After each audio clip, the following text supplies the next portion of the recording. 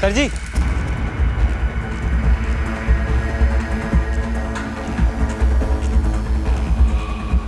Sir जी वो एक flat किराए पे चाहिए। भाई अभी तो दुकान बंद कर दी है, कल आना, कल बात कर लेंगे। अरे सर जी वो थोड़ा अर्जेंट है, क्या है कि मुझे और मेरे दोस्त को कल ही शिफ्ट करना है तो। इस वक्त तो मुमकिन नहीं है, कल आ जाना, कल बात कर लेंगे, हो जाएगा कुछ ना कुछ इंतजाम।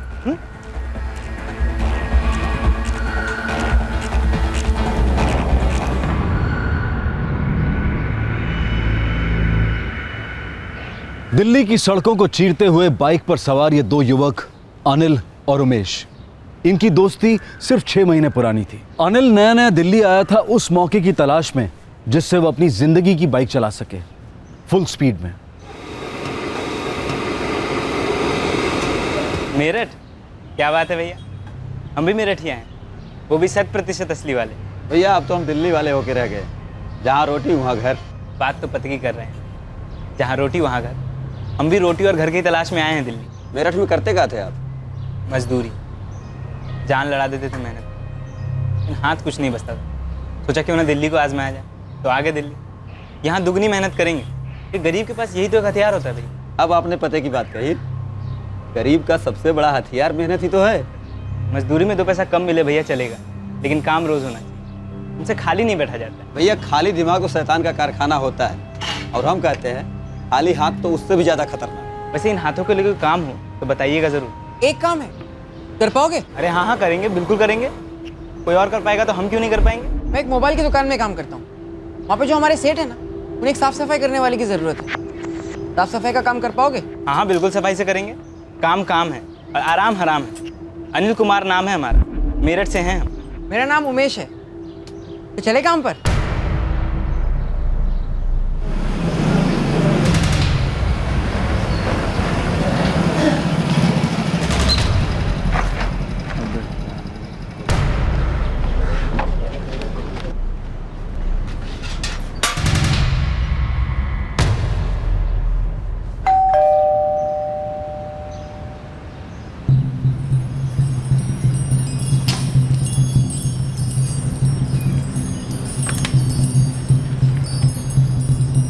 कौन है भाई साहब, इतनी सुबह सुबह क्या काम है? अरे भाई साहब घर दिखाने वाले थे आज आप हमें।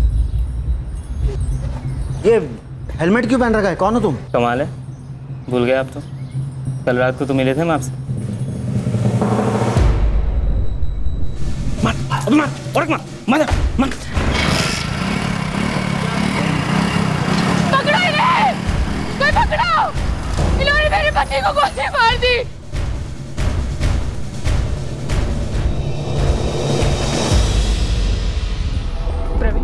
कहाँ जा रहे हैं आप? प्रवीण को किसी ने गोली मार दी है। हे भगवान, मैंने उन्हें देखा था रीना भाभी, वो 2 लोग थे, बाइक पर आए और बाइक पर गए। देखिए ना कितना खून बह रहा है इनका। तू शांत हो जा गीता, सब ठीक हो जाएगा।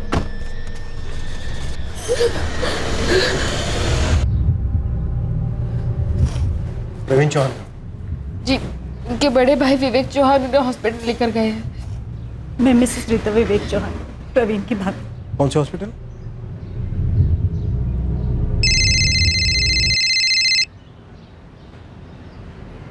विवेक भैया का फोन। हेलो, प्रवीण नहीं रहा। ये आप क्या कह रहे हैं भैया? ऐसा नहीं हो सकता। गीता ऐसा ही है, उसका इतना खून बह चुका था कि हॉस्पिटल आते आते ही वो जा चुका था। ऐसा नहीं हो सकता भैया, ऐसा नहीं हो सकता, ऐसा नहीं हो सकता, ऐसा नहीं हो सकता रीना भाभी।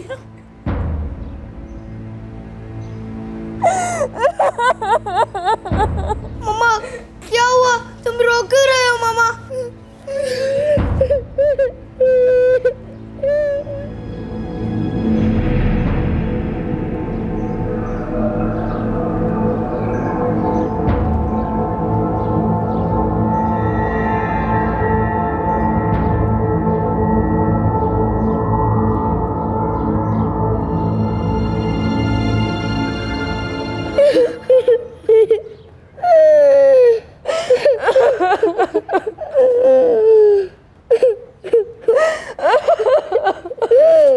हमें ये बताइए कि एग्जैक्टली क्या हुआ था।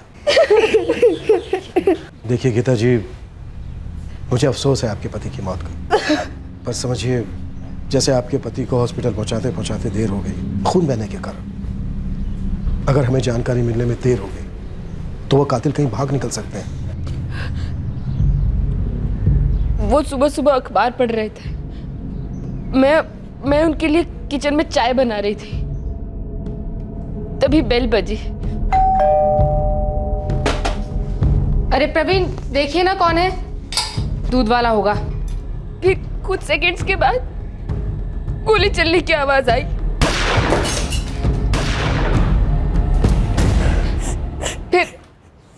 फिर वो लोग बाहर भागे।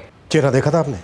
2 लोग थे, जिसमें से एक ने हेलमेट पहना हुआ था। जिसने गोली चलाई उसने मरून रंग की शर्ट पहनी हुई थी और उसके पास एक काला बैग भी था। फिर वो दोनों बाइक पर भाग गए।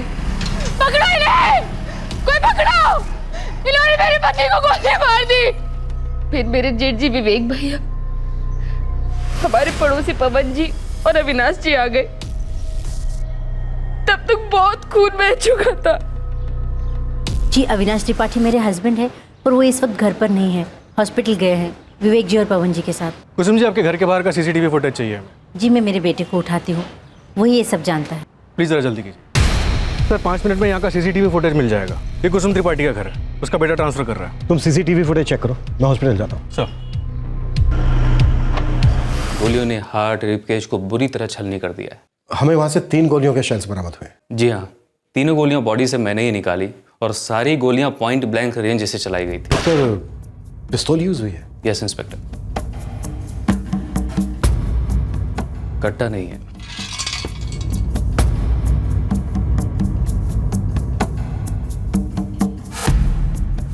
हाँ, यही दोनों थे। 3 भाइयों में मैं सबसे बड़ा। प्रवीण मेरे बाप था। हम दोनों मिलकर रियल एस्टेट का बिजनेस चलाते थे। एक छोटा सा ज्वेलरी का बिजनेस भी है। आपने कहा 3 भाई हैं। कपिल, वो सबसे छोटा है, उसका अपना अलग बिजनेस है। आपके भाई प्रवीण को किसी से कोई खतरा था? नहीं सर, हम लोग तो बहुत ही सीधे साधे छोटे मोटे लोग हैं। हमारी किसी से कोई दुश्मनी नहीं है। आपके भाई को गोली मारी गई है और हमें ऐसा लगता है कि हत्यारे किराए के थे। सीधे साधे छोटे मोटे लोगों के साथ ऐसा नहीं होता है विवेक जी। सर, मेरी तो कुछ समझ में नहीं आ रहा है, कोई प्रवीण के साथ ऐसा क्यों करेगा?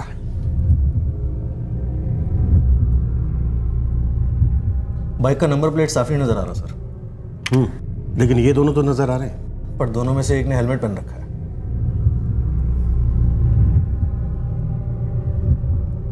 प्रवीण चौहान की वाइफ गीता बता रही थी कि मरून रंग की शर्ट पहनी हुई थी और हाथ में काला बैग था। ये शक्ल और बॉडी से कोई 20-21 के आसपास लग रहे हैं। सर, गीता ने कंफर्म किया है, यही दोनों थे। प्रवीण चौहान का प्रॉपर्टी के साथ साथ ज्वेलरी का भी बिजनेस था और छोटा भाई साथ में नहीं रहता, कपिल चौहान।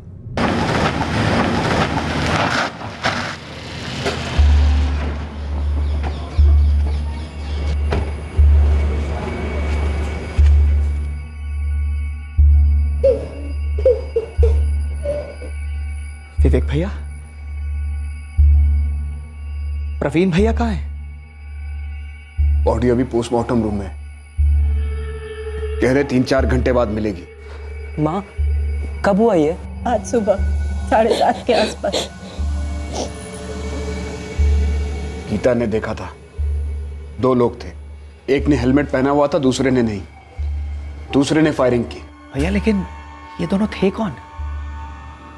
अगर मुझे पता होता तो मैं यहां बैठा होता कपिल।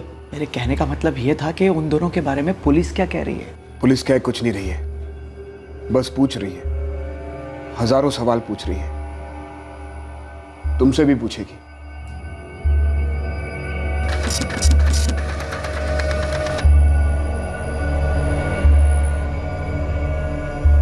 दो हत्यारों में से एक अनिल कुमार पीड़ित प्रवीण चौहान को कत्ल के 1 दिन पहले की शाम को मिला था। एक फ्लैट अर्जेंटली किराए पर लेने की बात हुई थी। सर जी, वो एक फ्लैट किराए पे चाहिए था। अभी तो दुकान बंद कर दिया, कल आना, कल बात कर लेंगे। और दूसरी सुबह अनिल के साथी उमेश ने प्रवीण को गोली मार दी थी। क्या कारण था इस कत्ल का? क्या यह प्रवीण का कोई निजी मामला था या फिर चौहान खानदान के अंदर की कोई बात थी? काफी उतार चढ़ाव के बाद इन्वेस्टिगेशन जाकर इस मर्डर के कारण तक पहुंच पाई, पर वो भी सिर्फ कारण के साए तक। कत्ल का कारण और कत्ल करने वाला घने अंधेरे में छुपा था। सुराग पर सुराग मिलते जा रहे थे, लेकिन अंधेरे पर से पर्दा हटने का नाम ही नहीं ले रहा था। नहीं सर, कोई दुश्मनी नहीं थी। 3 गोलियां मारी गई हैं आपके हस्बैंड को गीता जी। क्यों क्यों मार डाला प्रवीण को? अभी तो हमें इस बारे में कुछ नहीं पता है, लेकिन हाँ, बहुत जल्दी हम पता लगा लेंगे। अगर आप थोड़ी सी कोऑपरेशन और देती हैं तो। मैं और क्या बता सकती हूँ आपको? प्लीज सोचकर हमें बताइए, प्रवीण जी की अंदर से बाहर से किसी के साथ कोई दुश्मनी, धमकी, खतरा, गुस्सा या नाराजगी या ऐसा ही कुछ? अगर ऐसा कुछ भी होता तो मैं आपको बहुत पहले बता चुकी होती सर। मैं भी जानना चाहती हूँ कि वो 2 लोग कौन थे जिन्होंने प्रवीण को मार डाला। आखिर प्रवीण ने क्या बिगाड़ा था किसी का? मकान अलग है हमारे, लेकिन घर एक ही है समझो। बहुत ही करीबी रिश्ता था हम भाइयों का और फैमिलीज का भी। आप दोनों भाई बहुत करीब थे, साथ में रहते थे, काम भी साथ में करते थे, लेकिन आपका छोटा भाई आपके साथ नहीं रहता। हाँ, वो अलग रहता है। बिजनेस भी साथ में नहीं है? उसका बिजनेस भी अलग है। ऐसा क्यों? क्यों? बस है, उसका अपना बिजनेस है, अलग रहता है। सब लोग अपना अपना रास्ता चुनते हैं, अपने अपने रिश्ते बनाते हैं। अक्सर बने बनाए रिश्ते टूट जाते हैं। प्रॉपर्टी भाइयों के बीच दरार डाल देती है। हम भाइयों के बीच प्रॉपर्टी को लेकर कभी कोई झगड़ा नहीं हुआ। आपकी प्रॉपर्टी या फिर ज्वेलरी के बिजनेस में किसी के साथ कोई दुश्मनी, पैसों को लेकर अनबन, कोई लेनदार या जी नहीं। इतनी जल्दी जी नहीं? क्या? मेरा सवाल खत्म होने से पहले आपका आ गया जी नहीं। मुझे ऐसा क्यों लग रहा है कि आप इस जवाब के साथ पहले से तैयार थे? सर, जवाब मैं जानना चाहता हूं, वो भी जल्द से जल्द, कि मेरे भाई को किसने मारा और क्यों। और आपके अलावा इन सवालों के जवाब और कोई नहीं दे सकता। गुनाह है? अपना खुद का बिजनेस शुरू करना गुनाह है? बिल्कुल नहीं, लेकिन गुनाह तो हुआ है। आपके एक भाई का कत्ल हुआ है। हम आपकी फैमिली के हर शख्स पर शक कर रहे हैं, लेकिन आप पर थोड़ा ज्यादा, क्योंकि आप बिजनेस अलग कर रहे थे, अलग रह रहे थे पन्नगर में। अच्छा, तो अब अलग रहना भी गुनाह हो गया? आपका ये चिड़चिड़ापन ना हमारे शक को और गहरा कर रहा है। आप जानना क्या चाहते हैं मुझसे? आपके भाई प्रवीण चौहान को किसने मारा कपिल, और क्यों? यही तो मैं भी जानना चाहता हूं। अगर मुझे पहले से पता होता तो एक एक की खबर नहीं ले लेता मैं। सिसोदिया, सबकी खबर निकलवाओ, पूरी फैमिली पर नजर रखो। पत्नी गीता, भाभी रीटा, बड़ा भाई विवेक, छोटा भाई कपिल, हर एक मूवमेंट, फोन रिकॉर्ड, सब कुछ निकलवाओ। सर, मुझे रिश्तों की हिस्ट्री चाहिए, घर की, काम की, घर और काम दोनों के बीच की।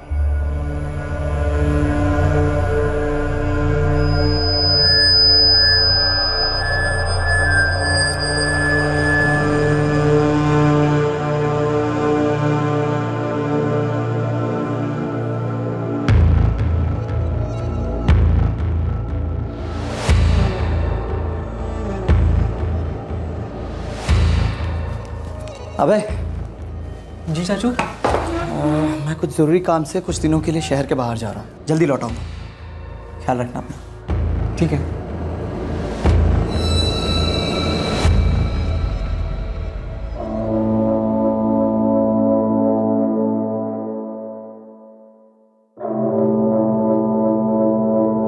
सर जी, इस बाइक की अगर कोई जुड़वा बहन है तो वो इस वक्त मेरे सामने खड़ी है। आँख, कान, हाइट, बॉडी एकदम सेम टू सेम। कहाँ खड़ी है? दिव्या नगर पार्किंग लॉट में। अटेंडेंट से पूछा तो वो बोलता है कि 3 दिन से हिली नहीं है यहाँ से।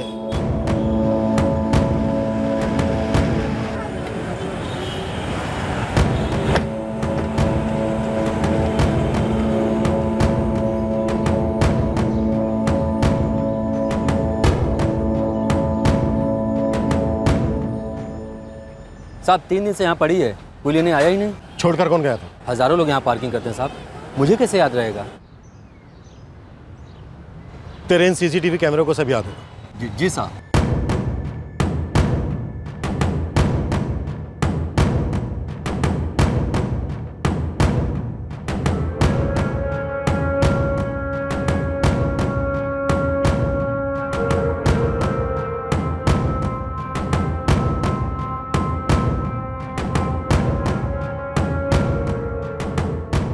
बाइक और कार दोनों के नंबर्स नजर आ रहे हैं। सिसोदिया जरा जूम करो।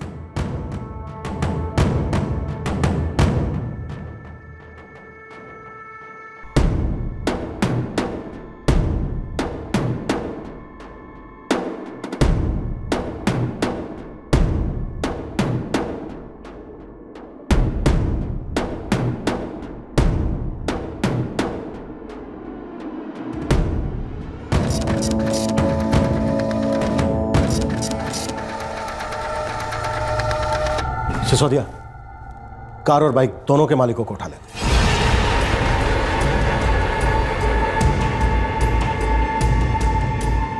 धर्मेंद्र कुमार, 123 जयमुखी नगर, ये इस कार का मालिक है। सर बाइक किसी अब्बास शेख नाम के आदमी पे रजिस्टर्ड है, विश्वजीत मार्ग पे रहता है। समझ लो ये विश्वजीत मार्ग हमारे इस केस का मार्ग बनेगा। यहीं से मिलेंगे सारे सवालों के जवाब। सर जी मैं ही अब्बास शेख हूँ और ये गाड़ी मेरी हुआ करती थी। पेपर तेरे नाम है तो गाड़ी थी कैसे हुई? सर जी 4 साल पहले मैंने इस बाइक को बेच दिया था। शायद पार्टी ने पेपर चेंज नहीं किया हो। कौन थी ये पार्टी? गुड़गांव की पार्टी थी, मंगल नेगी नाम था उसका। इस मंगल नेगी का एड्रेस और फोन नंबर जल्दी निकाल के ला। 4 साल पुराना सौदा है, 5 मिनट में आपको ढूंढ के देता हूँ। 10 मिनट ले ले अब्बास, नाम तुझे छोड़कर जाने वाले और ना ही इस मंगल नेगी को छोड़ेंगे। तेरी इस गुड़गांव की पार्टी को ये सौदा बहुत महंगा पड़ने वाला है।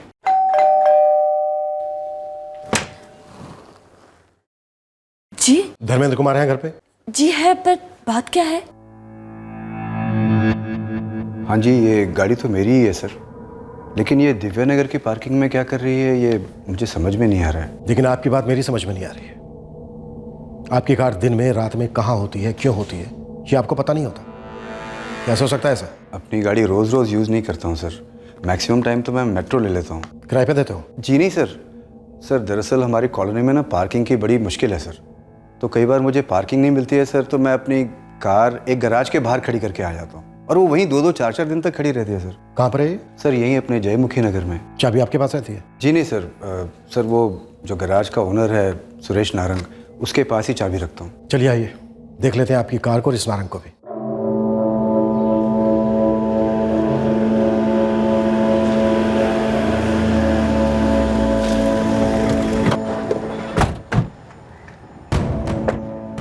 सर यही है मेरी कार। सुरेश नारंग नाम है ना गैरेज के मालिक का? जी जी। अपने सेठ को बुलाओ। जी नारंग सेठ तो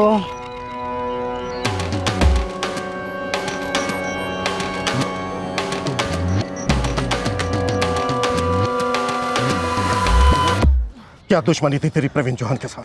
मैं किसी प्रवीण चौहान को नहीं जानता, सब सच बोल रहा हूँ मैं। अच्छा तो अब हमारे गैरेज में चल, वहां जब हम तेरे से बुलवाएंगे ना तो तेरी सब समझ में आएगा, क्योंकि हम तेरी बॉडी, तेरा इंजन, पेट्रोल टैंक, व्हील, एक एक पुचरा खोल के ना तेरे अंदर का सारा कचरा साफ करेंगे, तब तेरा इग्निशन होगा।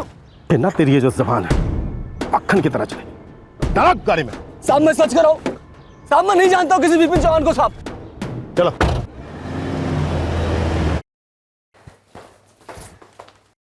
सर इस गुड़गांव वाले मंगल नेगी ने अपनी बाइक चोरी होने की कंप्लेंट दर्ज करवाई थी। अगर ये भी इस प्लान का हिस्सा है तो इस वक्त हमारे हाथ में सुरेश नारंग है। अब 2 और 2 4 होने में ज्यादा टाइम नहीं लगेगा सिसोदिया।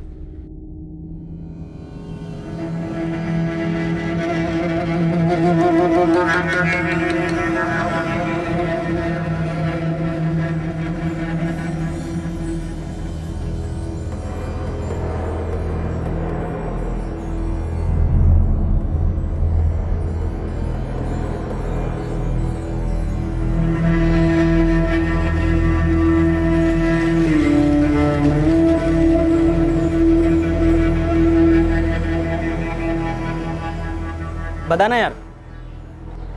पहले तू बता, तू क्यों पूछ रहा है? सुबह चाय के साथ बिस्किट खाने वाला था, गोली खा गया बेचारा। इन भाइयों के बीच में कुछ टेंशन वेशन थी क्या, या किसी औरत का चक्कर वक्कर? बच्चे हैं तेरे? है ना, एक 3 साल का, एक 2 साल का, तीसरा वेटिंग में। चल खा तीनों की कसम, मेरा नाम नहीं आएगा। क्यों, तेरा भी हाथ हुआ था क्या? पागल है क्या? बस ऐसे ही सुना था, वही बता रहे हैं। चल खा अपने बच्चों की कसम। अरे यार ले, खा ली बच्चों की कसम। अब बता दे प्रवीण चौहान को ठोकने वाले का नाम।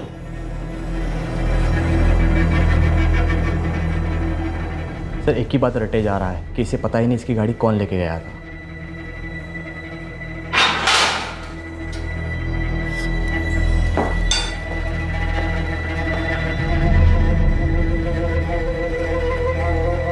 देख, अभी तक ना हमने तुझे सिर्फ सहलाया है, तेरी मालिश नहीं की। और यकीन मान, यहां पर आज तक हमने जिसकी भी मालिश की है ना, हमेशा वो पछता है कि काश मैंने सहलाने पर ही सब कुछ सच बोल दिया होता। पता है क्यों?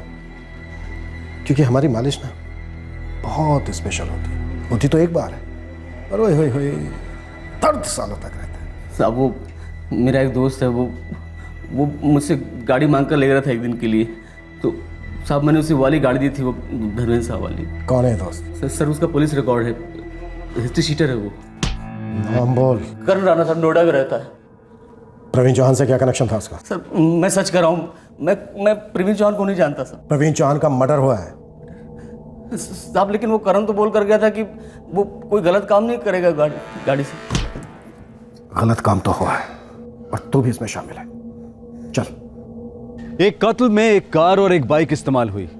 कार किसी और की थी और बिना परमिशन के इस्तेमाल हुई थी, और बाइक चोरी की थी। सुरागों का खाता दो हत्यारों की सीसीटीवी फुटेज से खुला। अब पुलिस की गिरफ्त में एक गैराज का मालिक था जिसने कार एक हिस्ट्री शीटर को दी थी। सुरागों का कारवां तो बनता जा रहा था, लेकिन साजिश का डेरा अभी बहुत दूर था। सबसे अहम सवाल था कि 8 अक्टूबर की सुबह उन दो युवकों ने प्रॉपर्टी डीलर प्रवीण चौहान पर गोली चलाकर उसकी हत्या क्यों की।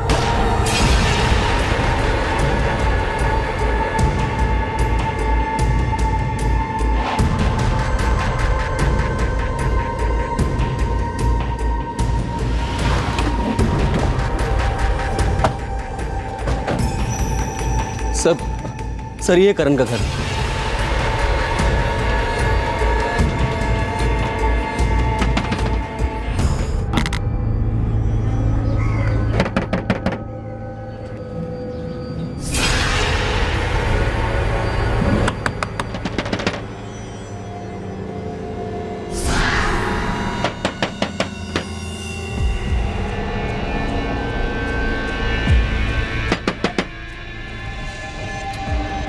सर वो देखिए।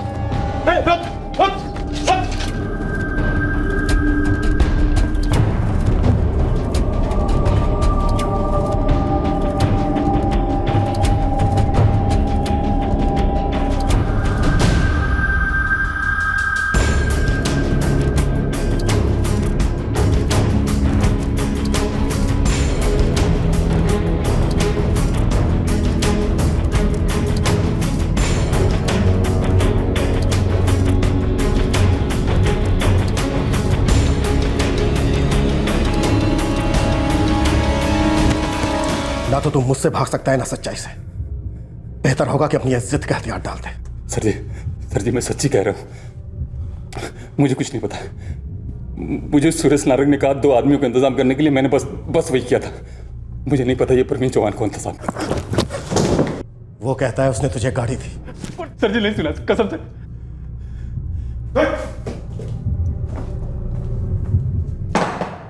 अब तुम दोनों गले मिल लो और तय कर लो कि किसको क्या बोलना है। लेकिन मुझे प्रवीण चौहान की पूरी स्टोरी चाहिए। उसे किसने मारा और क्यों मारा, और जिसने भी पहला झूठ बोला वो जिंदगी में दोबारा झूठ नहीं बोल पाएगा, सच भी नहीं बोल पाएगा, एक्चुअली बोल ही नहीं पाएगा। सर मैं बोलता हूँ, ये सुरेश नारंग झूठ बोल रहा है।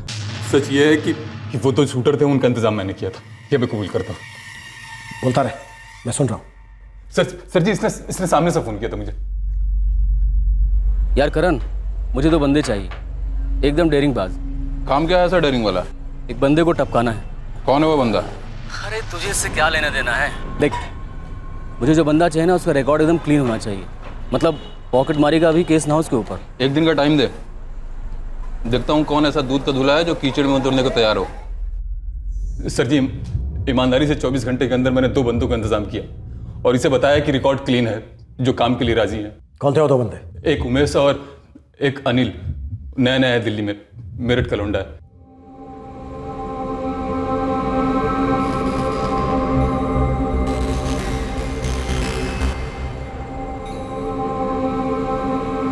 काम कुछ ज्यादा नहीं है, एक बंदे का काम तमाम करना है, मर्डर करना है। किसका मर्डर करना है? मुझे नहीं पता और तुम्हें भी जानने की जरूरत नहीं है। तो फिर मारेंगे किसे? पहले बोलो तैयार हो। कितने मिलेंगे? अच्छे मिलेंगे। वैसे अच्छे कितने होते हैं आपकी दिल्ली में? रकम सुपारी देने वाला तय करेगा। एक काम से पूरी जिंदगी में इतना कभी कमा नहीं सकते।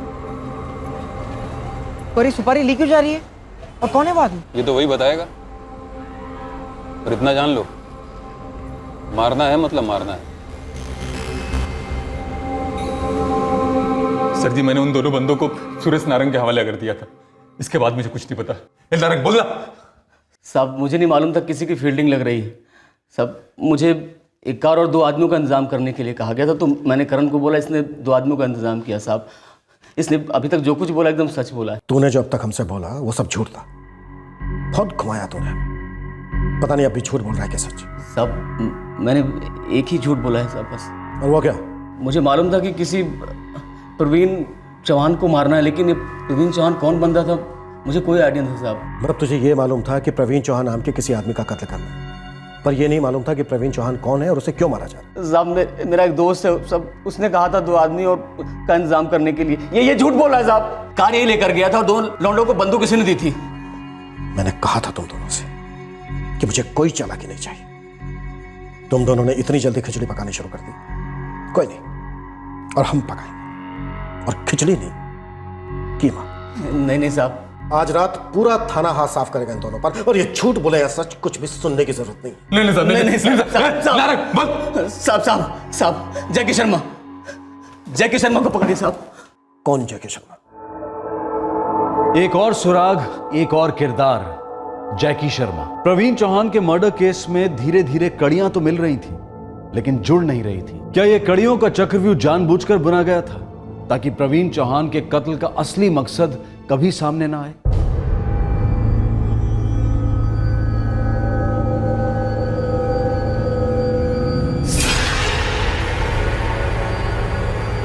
एक सुपारी। सुपारी? मारना किसको है? प्रवीण चौहान नाम है। लेकिन मारना क्यों है? पैसा, और क्या। बहुत बड़ी सुपारी है, लाइफ बन जाएगी। मुझे क्या करना होगा? एक गाड़ी का इंतजाम करना होगा। ये तुम्हारे लिए बहुत आसान बात है। और 4 हाथों का इंतजाम करना होगा। 4 हाथ मतलब?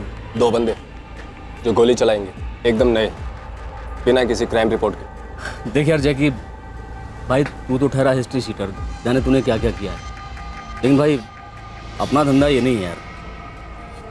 अबे वो हरिश्चंद्र की औलाद, धंधा होता है जिसमें कम से कम समय में कम से कम मेहनत से ज़्यादा पैसे कमा सके आदमी। लेकिन काम में दिल भी तो होना चाहिए। फायदा अगर लाखों में हो तो दिल और दिमाग दोनों लग जाते हैं सुरेश नारंग। उसके तुरंत बाद मैंने करण को कांटेक्ट किया साहब। इसने 2 लड़कों का इंतजाम किया और इसके बाद मेरा काम था इसको कार देना 8 अक्टूबर की सुबह। ये लो देख करण, काम खत्म होते गाड़ी मुझे यही वापस चाहिए। हाँ ठीक है, वैसे भी कौन सी शादी करनी है तेरी इस खटारा से।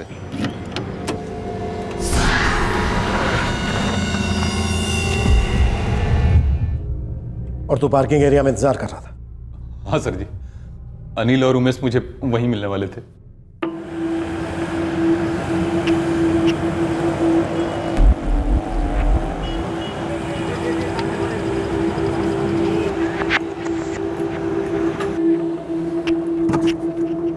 उस आदमी का चेहरा ध्यान से देख लिया है ना? नहीं? फिक्र ना करो सेठ, मेरे दोस्त ने देख लिया है, दिमाग में छप गया है उसके, सिर्फ काम करना बाकी है। अनिल और उमेश को कैसे पता चला कि प्रवीण चौहान कौन है? किसने बताया उन्हें? नहीं पता सर। जैकी शर्मा ने बताया होगा साहब। जब इसने 2 लड़के मुझे दे दिए तो मैं उनको लेकर जैकी शर्मा के पास गया था साहब। उसी ने अनिल को दिखाया होगा कि प्रवीण चौहान कौन है। वो जो शटर डाउन कर रहा है उसी को उड़ाना है। तुम में से कोई एक चेहरा अच्छी तरह देख लो, कल कोई गलती नहीं होनी चाहिए। जी हम जाते।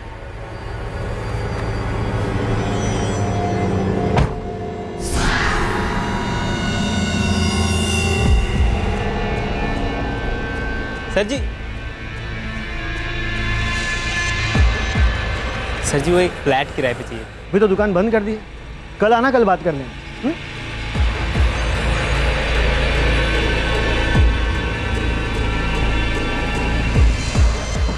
मैं तुम्हें घर दिखा चुका हूँ। याद है, तुम्हारे दोस्त को आदमी भी दिखा चुका हूँ। कल काम हो जाना चाहिए। किसी भी तरह की कोई गलती हो ही नहीं सकती उमेश, समझे? अपने दोस्त को भी समझा दो। हमारे दिमाग में फ़ोटो छाप लिया, ये समझिए। अब कोई चांस ही नहीं गलती होने की। 15 मिनट में काम खत्म करके यहीं वापस लौट आना है, समझे? आ जाएंगे।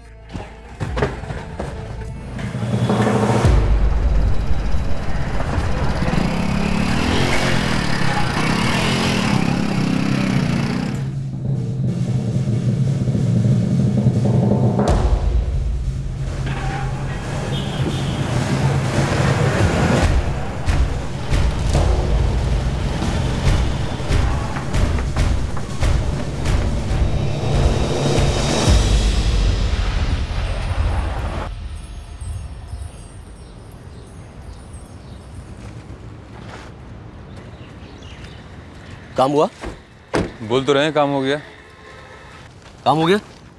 एक या दो नहीं, 3-3 गोलियां दागी है उसके सीने में। बचने का कोई चांस ही नहीं है। पूरा निशाना लगा के गोली मारी है। ठीक है, अब एक काम करो, तुम दोनों यहाँ से गायब हो जाओ और 3 दिन के बाद जब मिलेंगे हम लोग वापस तो बाकी का जो हिसाब किताब है क्लियर कर लेंगे। देखिए, किताब आप पढ़े हैं, हमें ये सब समझ में नहीं आता। हमें सिर्फ हिसाब मालूम। काम खत्म हो गया, रखिए हथेली पे पैसे। यार सुरेश, मेरा भी हिसाब चुकता कर दे यार। मुझे मेरा हिस्सा मिलेगा तब मैं तुम लोगों को कुछ दे पाऊंगा। और वैसे भी हमसे कहा गया है कि जब तक ये खबर पक्की नहीं मिल जाती है कि प्रवीण चौहान मारा जा चुका, तब तक किसी को कुछ नहीं मिलने वाला है।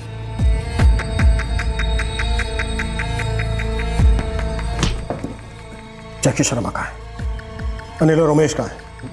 नहीं पता सर जी, सच्ची नहीं मालूम। मुझे भी नहीं पता साहब। अब जैकी शर्मा ने कहा था कि वो कुछ दिनों के बाद आएगा मिलने के लिए, लेकिन वो नहीं आया। नंबर बोल जैकी शर्मा का। उसके पास नंबर नहीं साहब, फ़ोन नहीं रखता है वो मेरे गैराज में मुझजसे मिलने आया था और बोला था कि वो वहीं वापस आएगा मिलने के लिए। सिसोदिया, आज का पूरा दिन है, पूरी रात है, सुबह तक कुट्टो दोनों को। और इतना कुट्टो की इस थाने में आज तक किसी की कुटाई हुई ना हो। सर जी अब कुछ नहीं पता, सब कुछ तो बोल चुके हैं हम लोग। साहब सच कह रहे हैं, बस इतना ही पता था साहब प्लीज साहब। अगर ये दोनों सच भी बोले ना तो भी तोड़ो, और जब तक सच का एक एक दिन का एक एक टुकड़ा उगल ना दे, रुकना मत। अब साहब सर जी सुन तो लो, सब बोल दिया सर जी। पूरी मॉडस ऑपरेंडी हमारे सामने है, फिर भी मास्टरमाइंड हाथ नहीं आ रहा है। ये बिना फोन वाला जैकी शर्मा। सर, रेड अलर्ट जारी कर दिया गया है। अगर जैकी शर्मा हिस्ट्री शीटर है तो जल्दी फाइल कहीं ना कहीं से आ जाएगी। अगर जैकी शर्मा नाम का कोई आदमी है और वो हिस्ट्री शीटर है तो ही फाइल आएगी। तो सर, आपको लगता है ये जैकी शर्मा कोई मनगढ़ंत आदमी है? अगर ऐसा होता भी है तो मुझे कोई हैरानी नहीं होगी। ये करण और सुरेश बहुत मजे में खिलाड़ी हैं। हर बार एक ही मुद्दे पर आकर अटक जाते हैं कि इनको नहीं मालूम कि प्रवीण चौहान कौन था, उसे क्यों मारा जा रहा, और ये जैकी शर्मा कहां है। अगर इस जैकी शर्मा का भी कोई मास्टरमाइंड है तो? सर, दोनों की मलिश अच्छे से चल रही है, जल्दी कुछ ना कुछ उगल देंगे। होने को तो बहुत सारे कारण हो सकते हैं। जमीन, इन चौहानों का ज्वेलरी का बिजनेस है, प्रॉपर्टी डीलर्स हैं। जोरू? यस, जोरू। औरत का मामला भी हो सकता है। सर, इस घर में 2 औरतें, प्रवीण की पत्नी गीता और विवेक की पत्नी रीता। इस केस में बहुत कुछ हो सकता है सिसोदिया, और हुआ भी है।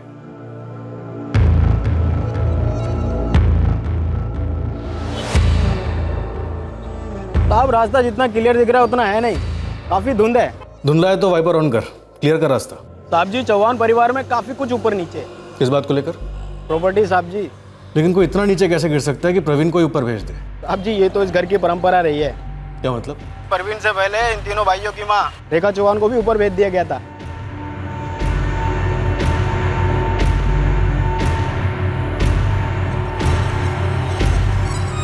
तुझे कैसे पता भेज दिया गया था?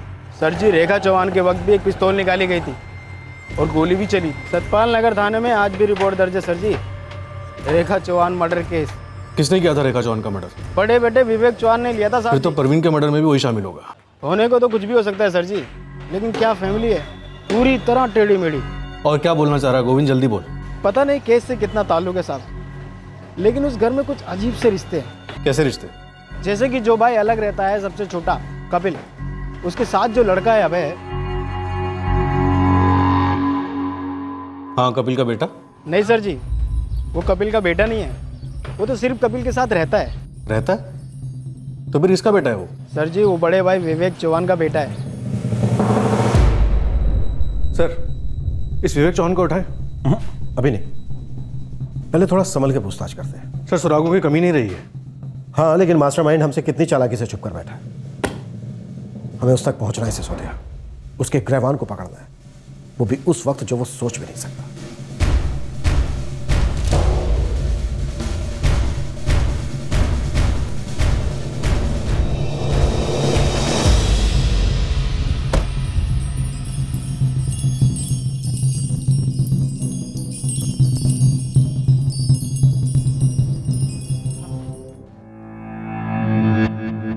आपने इस बारे में तो हमें कुछ बताया नहीं मिस्टर विवेक चौहान।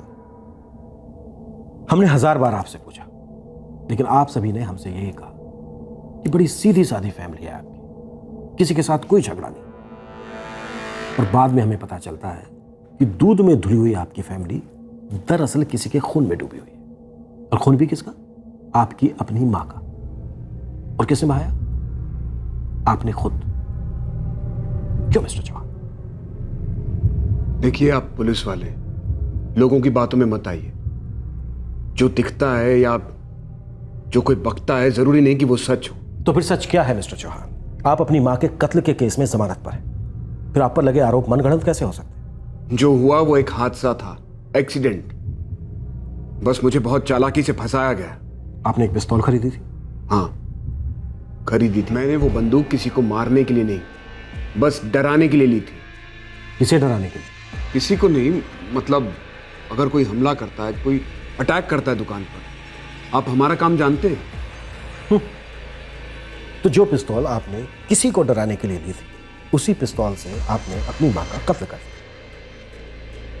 क्यों मिस्टर चौहान? देखिए मैंने आपसे कहा वो एक एक्सीडेंट था। मैंने अपनी मां को नहीं मारा है। मैं बहुत प्यार करता था अपनी मां से। लेकिन आपका बेटा शायद आपसे प्यार नहीं करता, वो अपने चाचा के साथ रहता। ऐसा क्यों? कपिल के कारण मेरा बेटा मुझसे दूर चला गया। सारी जड़ कपिल है। देख कपिल, मां वहां रहेगी जहां वो खुश है, और मां यहां पर खुश है। ठीक है भैया, तो मां से ही पूछ लेते हैं ना कि वो खुश कहां रहेगी और ज्यादा खुश कहां रहेगी। मां से पूछने की कोई जरूरत नहीं है। मां कहीं नहीं जाएंगी, मां यहीं रहेंगी। पर तू अकेला रहता है, मां की देखभाल कैसे करेगा? मां की देखभाल मैं कर सकता हूं भैया। इस तरह झगड़ो मत, एक बार मां से ही पूछ लेते हैं, वो जहां चाहेगी वही रहेगी। प्रवीण भैया इतनी देर से और मैं क्या कह रहा हूं? इसकी बातों को ज्यादा बढ़ावा मत दे। तुझे क्या लग रहा है मां का प्यार इसे यहां पर खींच लाता है? बिल्कुल भी नहीं। इसका एक ही इरादा है कि मां अपनी सारी प्रॉपर्टी इसके अकेले के नाम कर जाए। तो क्या आप इसी कारण से मां को अपने घर में रखना चाहते हैं? फालतू की बकवास ना कर। मैं बड़ा बेटा हूं, इसलिए मां मेरे साथ ही रहेंगी। अब बस भी करो, बंद कर दो मेरे लिए लड़ना। मां ये लड़ाई अपने साथ लेकर आया है। कह रहा है कि आप यहां पर खुश नहीं है। आप खुश नहीं है यहां पे? हाँ मां, आप ही तय करिए कि आप ज्यादा खुश कहां रहेंगी, यहां या मेरे घर में। हाँ सोचो मत, मैं हूं तुम्हारे साथ। बस एक बार कह दो कि तुम्हें यहां से निकलना है, पूरी दुनिया से लड़के ले जाऊंगा तुम्हें अपने साथ में। विवेक बेटा, बेटा तुम्हारी और प्रवीण की अपनी अपनी फैमिली है, तुम्हारे बीवी बच्चे हैं, जबकि कपिल अकेला है। मेरा फर्ज बनता है उसके साथ थोड़ा समय गुजारना, और बीच बीच में मैं यहाँ भी आती रहूंगी ना। पापा, अगर दादी माँ कपिल चाचू के वहां गई है तो मैं भी वहां जाऊंगा, दादी के साथ रहूंगा। अबे तेरी दादी कहीं नहीं जा रही। कुछ दिनों की नौटंकी है। कपिल ने दिमाग खराब कर दिया माँ का। लौट आएंगे कुछ दिनों में। हाँ ठीक है ना पापा, मैं भी आ जाऊंगा कुछ दिनों में, दादी के साथ रहूंगा। कपिल का यही प्लान था, सारी प्रॉपर्टी हड़प लो, मुझे और प्रवीण को बाहर ही रखो। और आपका बेटा अभय? अभय का ऐसा है, वो घर का सबसे बड़ा पोता, जन्म से ही अपनी दादी की गोद में पला बढ़ा, उनका लाडला। वो अपनी दादी के बिना रह ही नहीं सकता, इसलिए वो भी उनके साथ चला गया। चलो मान लेते, लेकिन पिस्तौल कैसे चला? आपका तो कहना है कि आपने अपनी मां को नहीं मारा। देखिए मैं बहुत गुस्से में था, क्योंकि कपिल दिन ब दिन मेरी मां और मेरे बेटे के दिल में जहर भर रहा था मेरे खिलाफ। इसलिए मैंने सोचा कि मैं एक पिस्तौल खरीद के उसे डराता हूं। अभी 10 मिनट पहले तो आपने कहा था कि आपने चोरों डकैतों को डराने के लिए वो गन खरीदी। हाँ वो भी। मिस्टर चौहान, आप ये भी कहते रहेंगे, वो भी कहते रहेंगे, तो कोई कुछ भी यकीन नहीं करेगा। ना करे यकीन, मैं लोगों को बोल बोल के थक गया हूं, कोई फर्क नहीं पड़ता मुझे। लेकिन सच्चाई यही है कि कपिल को धमकाने के लिए मैं उस दिन पिस्तौल उसके घर लेकर गया था।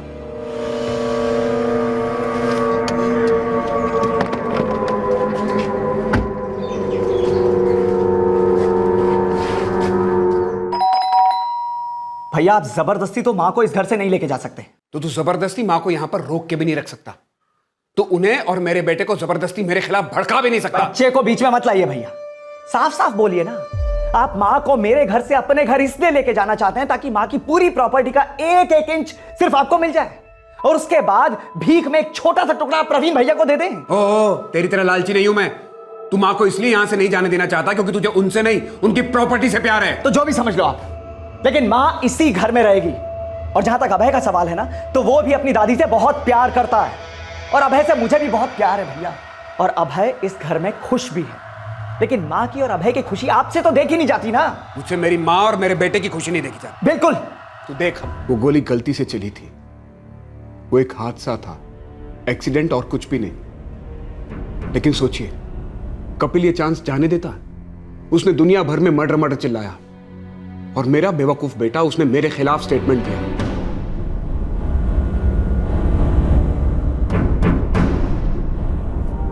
प्रवीण, तू तो जानता है मेरा ऐसा कोई इरादा नहीं था। मैंने वो पिस्तौल सिर्फ कपिल को डराने के लिए ली थी। वो गोली गलती से चली। कपिल ने आपके खिलाफ मर्डर का चार्ज लगाया है। कह रहा है कि सिर्फ धमकाना होता तो भरी हुई पिस्तौल क्यों लाते? अरे मैं भूल गया था कि वो पिस्तौल भरी हुई है। प्रवीण, मैं मां को क्यों मारूंगा? मां को? एक बेटा अपनी मां को मार सकता है क्या? नहीं मार सकता, लेकिन एक बेटा अपने बाप के खिलाफ गवाही दे सकता है। अभय ने आपके खिलाफ स्टेटमेंट दिया है। इसी बात का गुस्सा था मुझे। जहर भर दिया है दिलों में कपिल ने। पहले मां के साथ ऐसा किया और अब मेरे बेटे को ही मेरे खिलाफ भड़का दिया है। मैं अगर आज बाहर हूं तो अपने भाई प्रवीण की वजह से। उसी ने मेरी जमानत करवाई, एक अच्छा वकील किया। उसे मालूम था कि मैं बेकसूर हूं, उसे मालूम था कि कपिल क्या गेम खेल रहा है। मैंने अपने और प्रवीण के बिजनेस को एक कर दिया था। वो केस लड़ने में मेरी मदद कर रहा था। सर, अगर प्रवीण को मारने से किसी को फायदा हो सकता है तो वो है सिर्फ कपिल। तो इतने दिन तक आप चुप क्यों बैठे रहे? ये बात आपने हमसे पहले दिन क्यों नहीं बताई? क्योंकि मुझे भी उस दिन ये बात सूझी ही नहीं। लेकिन उसके बाद मैं कई दिनों से सोच रहा हूं कि अब मेरी मदद के लिए प्रवीण नहीं रहा। अब मुझे अपना बिजनेस और कोर्ट केस अकेले ही संभालना पड़ेगा। मां भी नहीं है। तो कपिल ने प्लान बनाया होगा कि यही सबसे सही तरीका और टाइम है सारी प्रॉपर्टी हड़प लेने का। सर, मैं दावे के साथ कह सकता हूं कि प्रवीण को हमारे भाई कपिल ने ही मरवाया है। वही असली गुनहगार है।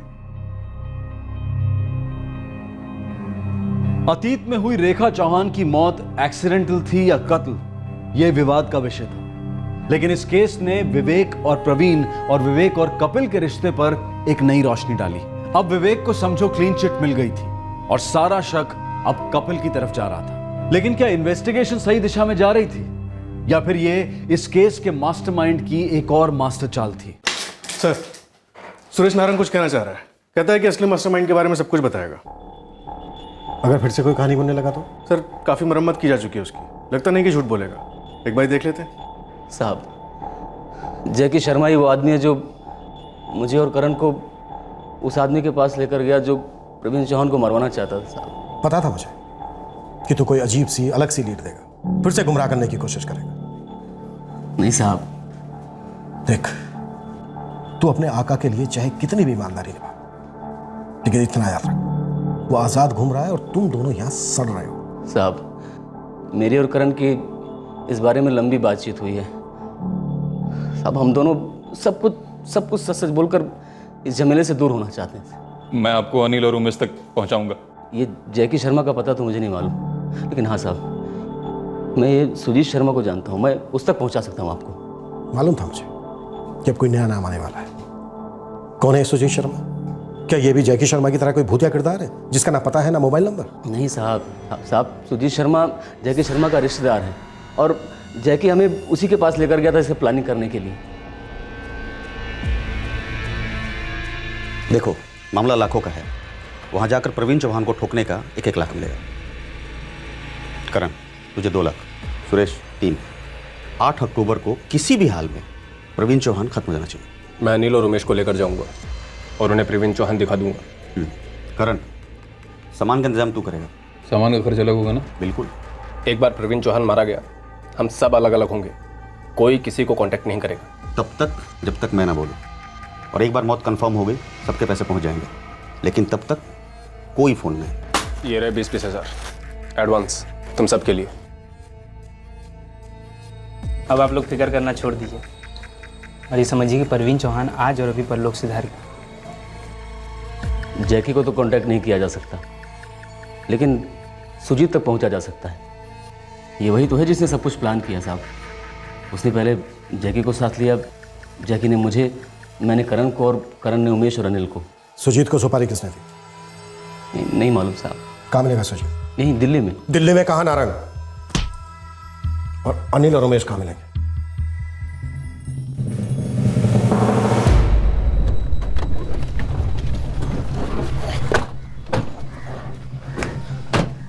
सर वो उधर कोने वाला घर सुजीत का है।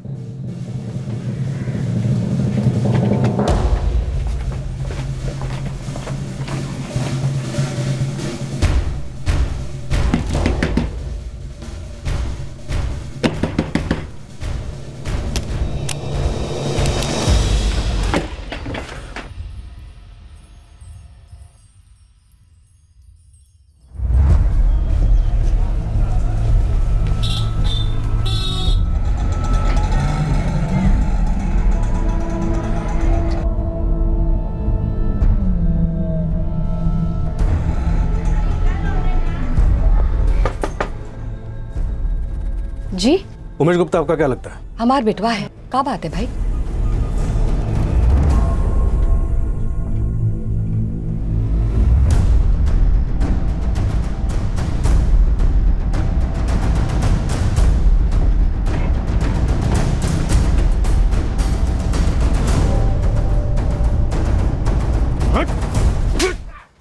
बोल अनिल कहाँ है? बोल।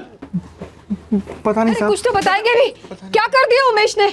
आपके बेटे ने एक आदमी का खून किया है। बता पिस्तौल कहाँ रखी है? छुपा दी साहब। कहाँ छुपाई है? चल दिखा।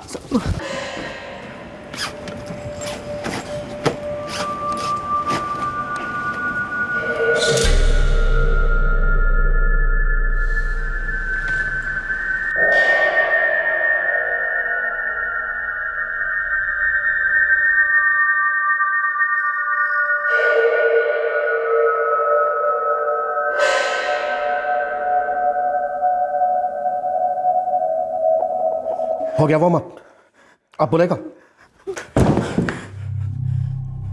क्या और उठक बैठक करवाएगा?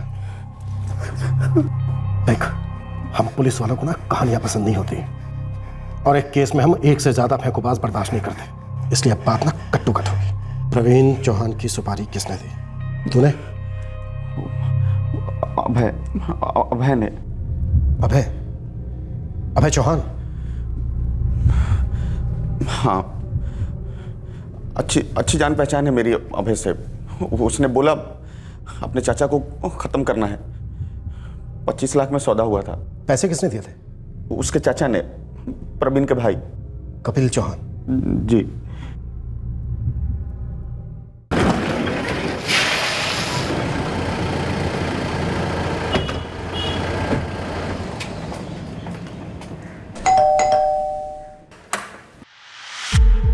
हाँ जी। तुम्हारे कपिल चाचा कहाँ हैं? पता नहीं, बाहर के कुछ काम से। क्यों, क्या हुआ?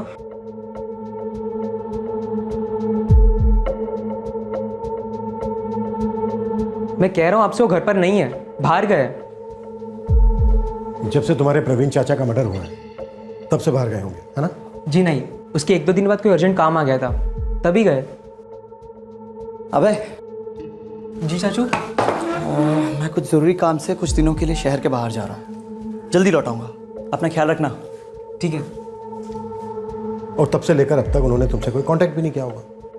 नहीं। कैसा चाचा है? भतीजे को सामने कर दिया। क्या मतलब? अब हमें तुझे अकेले को गिरफ्तार करना पड़ेगा। लेके चला।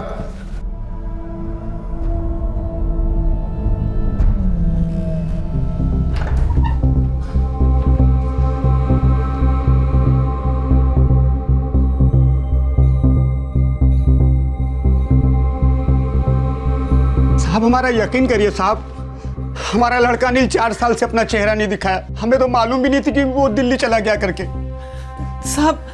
सब हम लोगों ने तो उससे कोई उम्मीद करना ही छोड़ दिया है। हमें लगा कि वो बाहर आवारागर्दी कर रहा होगा। बात आवारागर्दी से ऊपर जा चुकी है। कत्ल का इल्जाम है उस पर और वो फरार है। अगर वो आप लोगों तक पहुंचता है तो सबसे पहले आप हमें बताएंगे। जी साहब। और एक बात, अगर माँ बाप का प्यार बीच में आता है तो तुम दोनों के और जेल के बीच में कोई नहीं आएगा। चलो। सर एक ही बात कितनी बार बोलूं? प्रवीण चाचू के मर्डर के बाद कपिल चाचू को कुछ अर्जेंट काम से बाहर जाना पड़ा। मुझे नहीं पता वो कहाँ है। मेरा उनसे कोई कांटेक्ट नहीं हुआ तब से। तू भी अपने प्रवीण चाचा को मरवाना चाहता था भाई? जी। क्यों? वो तेरे पापा की हेल्प कर रहे थे केस लड़ने में। मेरे लिए मेरे पापा है कपिल चाचू और मेरी माँ थी दादी माँ, जिसे मेरे पापा ने मार डाला। सब मेरे पापा को जिंदा रहने का कोई हक नहीं है। खत्म करना मतलब? चाचू मर्डर की बात कर रहे हो आप? हाँ, मर्डर। हम लोग चुपचाप प्रवीण भैया को जान से मार डालेंगे। पता है क्यों? हाँ पता है, क्योंकि वो पापा को सपोर्ट करते हैं। पापा से नफरत करता हूं मैं। उन्होंने मेरी दादी माँ को मारा चाचू। हाँ बेटा, मुझे लगता है ये प्रवीण चाचू भी शामिल थे दादी माँ के मर्डर में। तुम्हें एकदम ठीक लगता बेटा। और तुम्हें पता है इन दोनों ने क्या सोचा था? क्या? इन दोनों ने सोचा था कि एक साथ मिलकर माँ को खत्म करके माँ की सारी प्रॉपर्टी हड़प कर जाते हैं। ऐसे गंदे लोग हैं ये। पैसों के लालच में अपनी माँ की जान ले ली। और अगर इनका बस चले ना तो ये लोग तुम्हारे कपिल चाचू की भी जान ले सकते हैं। चाचू नहीं, ऐसा कुछ नहीं होगा। दादी माँ के बाद एक आप ही तो सब कुछ मेरे हो। और तुम्हारे अलावा मेरा भी कोई नहीं है इस दुनिया में। और इसलिए बेटा हम दोनों को मिलकर एक दूसरे को बचाना होगा। और बेटा जिंदगी में एक वक्त ऐसा आता है जब खुद को बचाने के लिए अगर हमें किसी को मारना भी पड़े ना तो वो सही होता है ना? जी जी चाचू। तो प्लान ये है कि हम दोनों चुपचाप प्रवीण भैया को अपने रास्ते से हटा देंगे। विवेक भैया तो वैसे भी मां के कत्ल के जुर्म में जेल जाने ही वाले हैं। उसके बाद कोई हमारा कुछ नहीं बिगाड़ पाए। अबे तुम किसी ऐसे आदमी को जानते हो जो हमारा ये काम कर सकता है? हाँ चाचू, एक बंदे को जानता हूँ मैं, वो हमारा काम कर सकता है। सर मैंने सारा जिम्मा सुजीत शर्मा को सौंप दिया था। उसे पैसों का डील कपिल चाचू ने किया। सुजीत ने कर दिया अपना काम जो उसे करना था। और तुम लोगों ने सोचा होगा कि तुम लोग बड़े आराम से रहो। तुझ तक, तेरे कपिल चाचा तक हम लोग कभी पहुंच ही नहीं पाए। सर मैंने वो सब कभी नहीं सोचा। मेरे लिए मेरे दादी माँ की मर्डर का आधा बदला हो चुका है। बस एक बार पापा को जिंदगी भर के लिए जेल हो जाए सर, बदला पूरा हो जाएगा। और जेल में वो अकेले कहाँ रहेंगे? तुम्हारे प्यारे कपिल चाचा भी तो होंगे उनका वहां साथ देने के लिए। और वही क्यों, सुजीत, जैकी, सुरेश, करण, अनिल, उमेश और पता नहीं कौन। हाँ? तुम भी तो होगे वहां। पूरी जवानी नफरत के तेल में उबलते रहे और अब जुर्म का जहर अपने होठों से पी गए, मर्डर में भागीदार बने। अच्छा, बहुत अच्छा करियर बनाया तुमने अभय चौहान।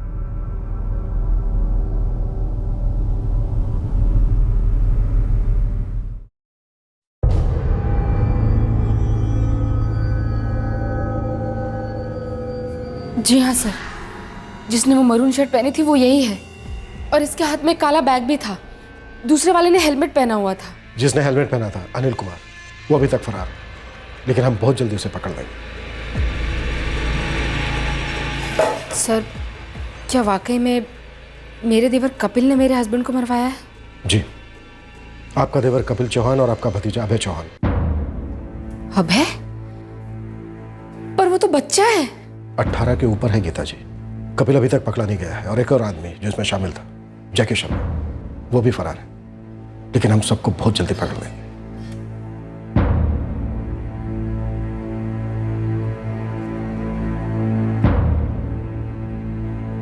मेरी समझ में नहीं आ रहा कि मेरे बेटे में इतना गुस्सा, इतनी नफरत आई कहां से।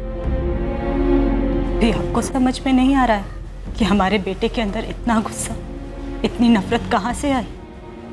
हाँ? कब झांक कर देखेंगे आप अपने अंदर? विवेक भैया, मुझे लगता है कि आपको माँ जी को कपिल के साथ ही रहने देना चाहिए था। माँ जी भी यही चाहती थी। इस जोर जबरदस्ती से क्या हासिल हुआ किसी को? हमारा सब कुछ खत्म हो गया।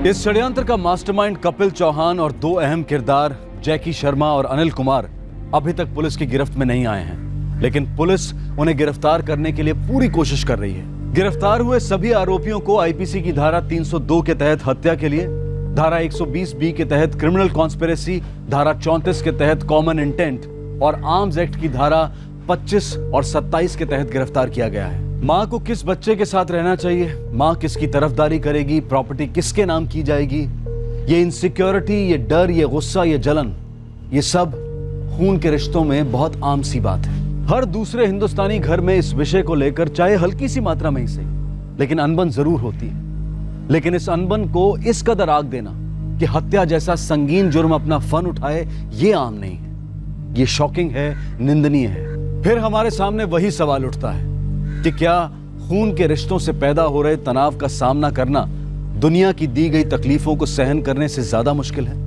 और अगर ऐसा है तो ऐसा क्यों है? इस तरह के और भी एपिसोड देखने के लिए हमारे चैनल को सब्सक्राइब करें और बेल आइकन दबाना ना भूलें।